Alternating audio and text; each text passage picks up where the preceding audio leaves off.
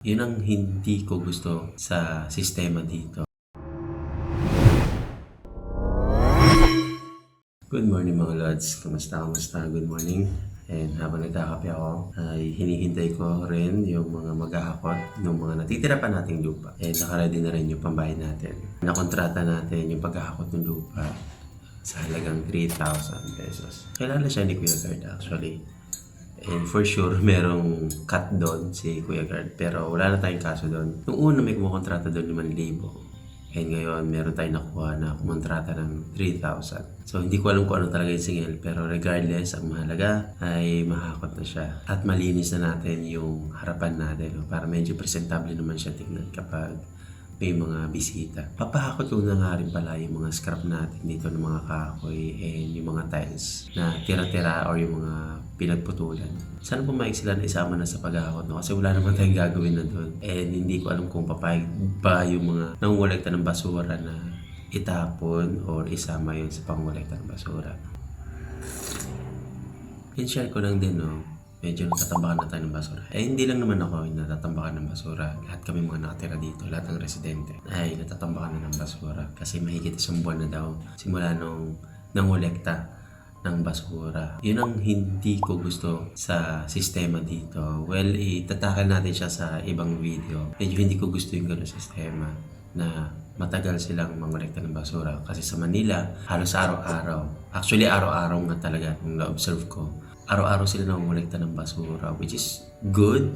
Hindi ko alam kung good pa yun. Kasi kumikita na din naman on the side yung mga nangungulekta ng basura kasi binibigyan sila ng pabarya-barya, 20 pesos, etc. So, kung araw-araw sila mangungulekta, medyo konting kita sila. Kaya hindi ko alam kung bakit hindi ganun yung sistema dito sa lugar na to.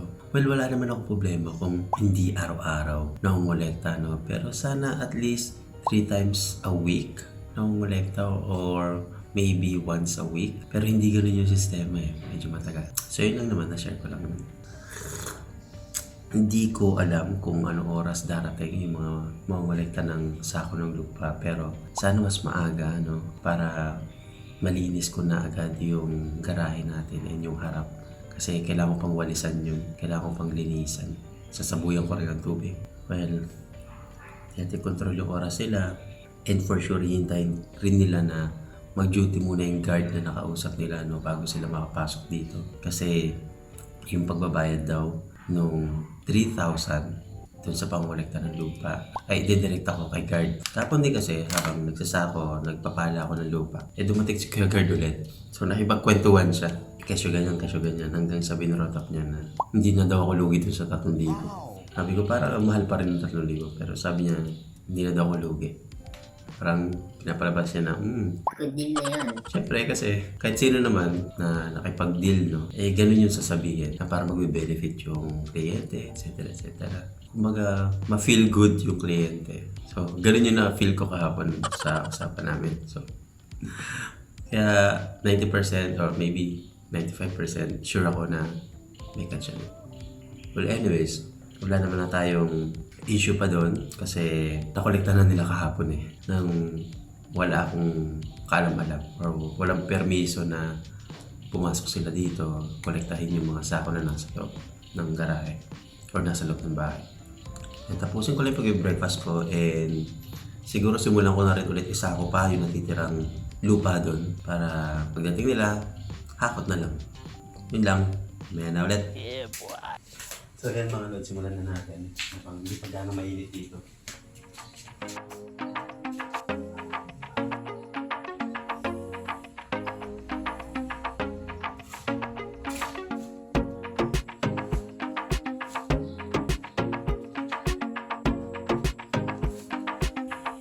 So yun, nakiusap yung isa sa mga kumbahan natin kung pwede rin katirahan ng siguro 3 sako ng lupa. Para sa mga halaman.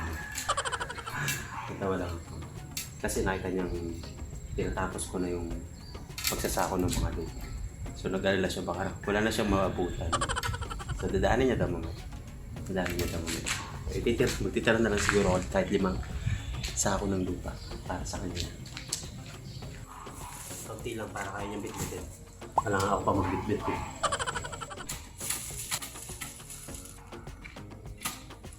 Kunti na lang mga lods.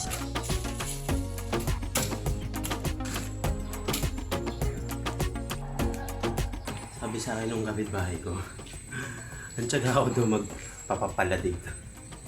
Sabi ko kasi wala akong choice. Mahal kasi yung singit kapag hindi nakasako.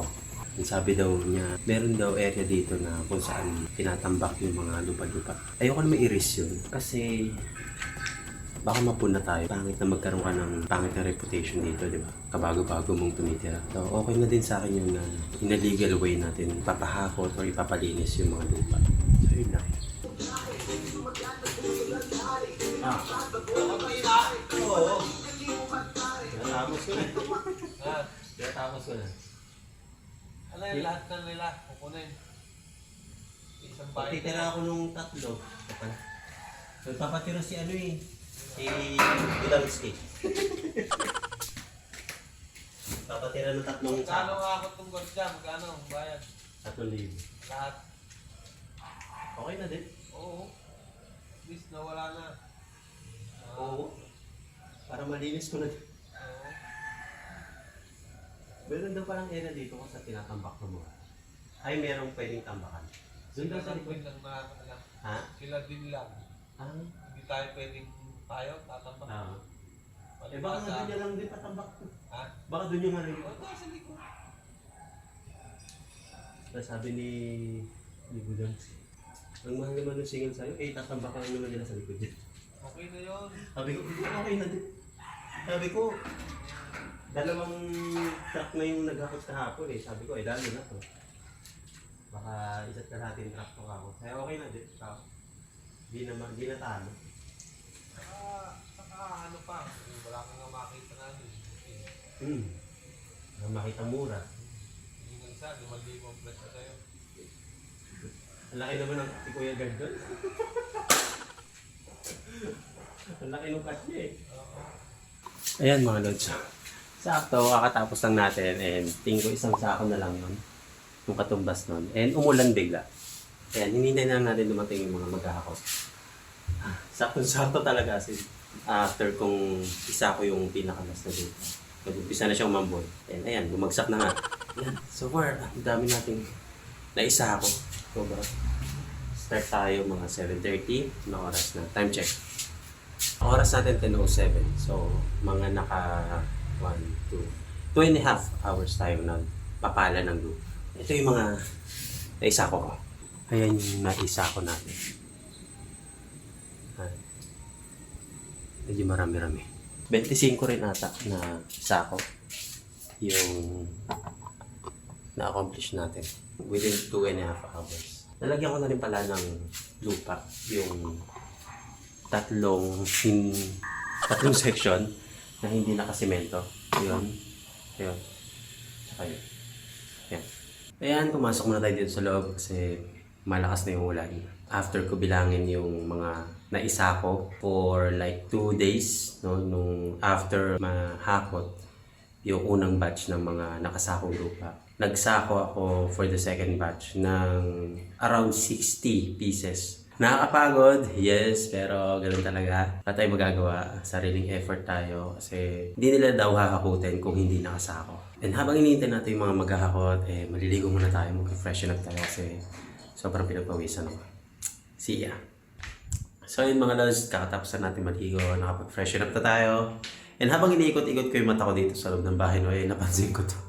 Na-realize ko na hindi na pala siya nabalikan o hindi na siya na-pick up noong courier na siguro hinire, yung store na pinagbilan ko.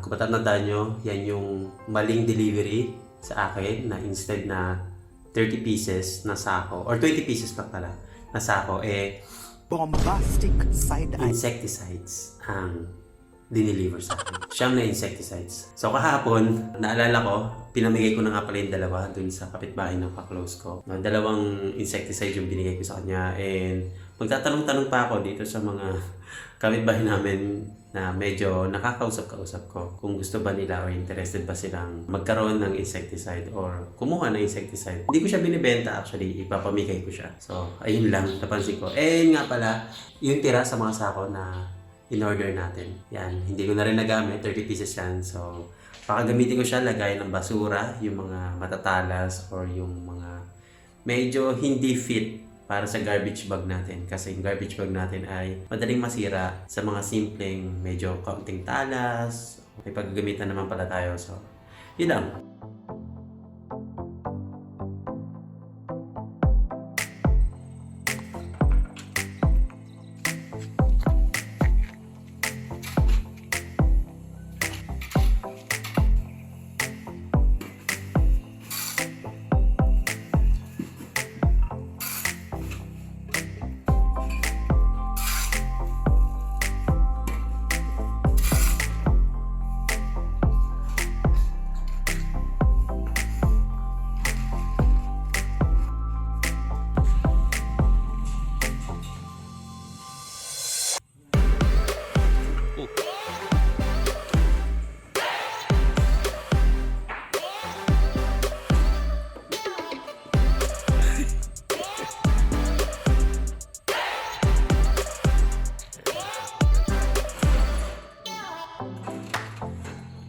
So, nahakot na nila lahat.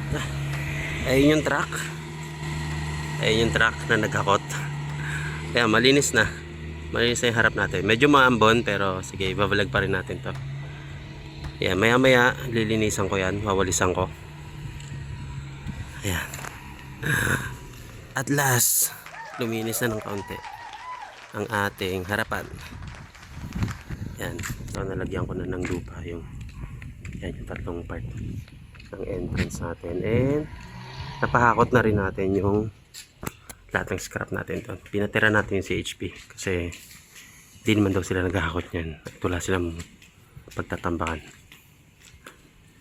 Yan, ayusin na lang natin yan siguro some other day. And also pinatira ko rin pala hagdan kasi for sure papakinabangan natin yan. Yan lang. And meron nga rin pala tayo pinatira dyan na 3 sako. Hindi na natin pinahakot yan kasi para yan sa kapitbahay natin na nanghingi kanina. Tumirik ulit yung araw. Nga pala yung mga sako natin, yung mga hinakot, hindi na nila binalik sa atin. So 60 pieces ng sako yon. Pero okay lang. Ang mahalaga ay nahakot na nila lahat yan. And as you can see, medyo madumi-dumi pa dyan. Wawalis-walisan ko yan. Bubuhusan ko rin siguro ng tubig para medyo malinis and maganda naman tignan. Ayan, sa wakas. Sa wakas, malinis na, medyo malinis na ang ating harap. Thumbs up. So yun, magla-lunch na ako and mag-work na rin afterwards. Ito ko lang din siguro tatapusin yung video kasi ang content lang naman ng video na to ay i-document no, yung magiging last na hakot ng mga sako ng lupa natin. And also, yung mga scrap na kahoy, yung mga tirang bakal, yero, and yung mga pinagputulang tiles. Muli mga lods, maraming salamat sa pagsama sa akin ngayong araw, sa pag-document ng pagpapaganda ng ating unit. So, kita kita sa next video. Peace out!